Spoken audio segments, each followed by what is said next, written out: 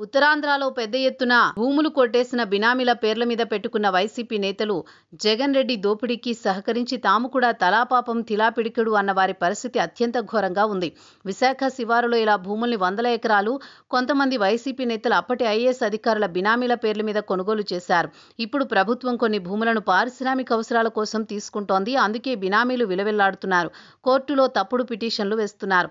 Google కోసం తర్లువాడ అనే గ్రామంలో భూములు ఇచ్చేందుకు ప్రభుత్వం ఏర్పాట్లు చేస్తోంది. అక్కడి రైతులు ప్రభుత్వం ఇస్తున్న ప్యాకేజీకి సంతోషంగా భూములిస్తున్నారు. అనూహ్యంగా ఈ భూసేకరణకు వ్యతిరేకంగా హైకోర్టులో ఓ పిటిషన్ దాఖలైంది.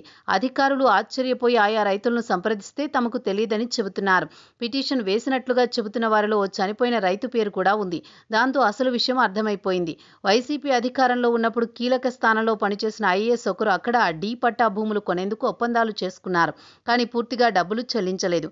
ఆయనకు మధ్యవర్తిగా ఉన్న వారితో రైతులను బెదిరించి పిటిషన్లు కుట్ర చేసినట్టుగా తెలుస్తోంది. ఐఏఎస్ చెల్లిస్తామన్న దానికన్నా 3 రెట్లు ఎక్కువగా ప్రభుత్వం చెల్లిస్తోంది. ఈ విషయం తెలిసి ముఖ్యమంత్రి చంద్రబాబు ఆ బినామీ ఐఏఎస్ సంగతి తేల్చాలని ఆదేశించారు. ఆయన నిర్వాకాలన్నీ వచ్చే రోజుల్లో బయటకు రానున్నాయి. రాష్ట్రానికి వచ్చే ప్రతిష్టాత్మక సంస్థలకు అడ్డం పడేందుకు వైసీపీ బినామీలు దేనికైనా తెగిస్తున్నారు. వారి సంగతి చూడకపోతే ముందు ముందు రెచ్చిపోయే అవకాశం ఉంది.